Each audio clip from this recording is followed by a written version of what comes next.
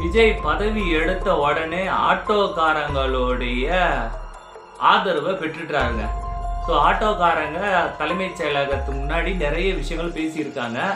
So அதை பற்றி தான் நம்ம பார்க்க போகிறோம். குறிப்பாக அவர்களுடைய ஆதங்கம் என்னென்னா, அந்த ஓலா, ஊபர், ராபிடோ இப்படிப்பட்ட செயலி மூலிமா எங்களுடைய வாழ்வாதாரம் பாதிக்கப்படுது, இதை மாற்றணும் அப்படின்னு பேசிக்கிட்டு இருக்காங்க லைவ்ல. சரி, ஓகே, நம்ம சைட்லேயும் பார்த்தீங்கன்னா இதை பற்றி கண்டிப்பாக பேசி ஆகணும்.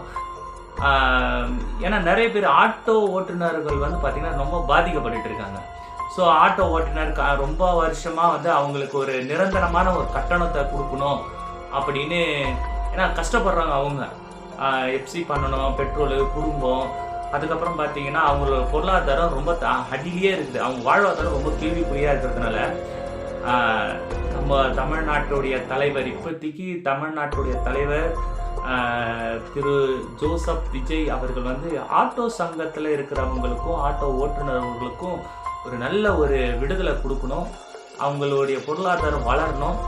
அதே சமயத்தில் இந்த ராபிடோ, ஓலா ஓட்டுற இந்த காலேஜ் பசங்க, மோஸ்ட்லி இந்த காலேஜ் பசங்க அவங்களுடைய பாக்கெட் மணிக்காக கஷ்டத்தில் ஓட்டிகிட்டு இருக்காங்க. கஷ்டத்தில் ஓட்டுறாங்க, வறுமைக்காக ஓட்டுறாங்க, குடும்பத்தை நடத்த முடியல, வேலை கிடைக்கலையே அப்படின்றதுக்காக வீடு வாடகை கட்ட முடியல, நிறைய தேவைகள் இருக்கிறதுனால இதை பயன்படுத்துகிறாங்க.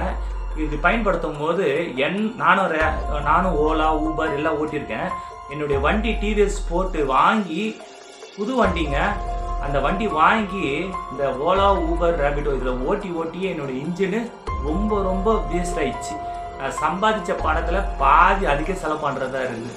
அதனால் ஒரு பக்கம் வரா மாதிரி இருக்குது, ஒரு பக்கம் மொத்தமாக அடிச்சுட்டு போயிடுது. ஸோ அவர்களுக்கு ஒரு நல்ல வேலை வாய்ப்புகள் ஏற்படுத்தி தரணும். அதுதான் நம்மளுடைய நாட்டிற்கு செய்யக்கூடிய ஒரு நல்ல ஒரு முடிவாக இருக்கணும்.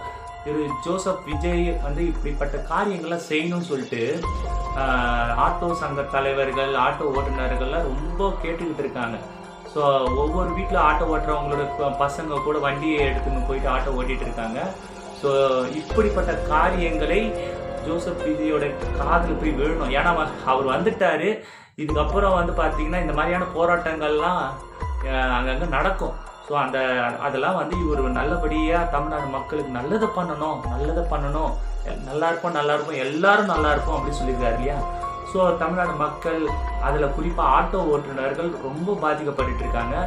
அவர்களுக்கு ஒரு நல்ல ஒரு முடிவை கொடுப்பாருன்னு ஆட்டோ ஓட்டுநர்கள்லாம் எதிர்பார்த்துக்கிட்டு இருக்காங்க.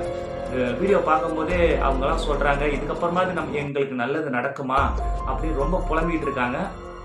அந்த புலம்பல்கள் எல்லாம் சந்தோஷமாக மாறணும் அப்படின்றதுக்காக இந்த ஒரு பதிவை நான் போடுறேன்.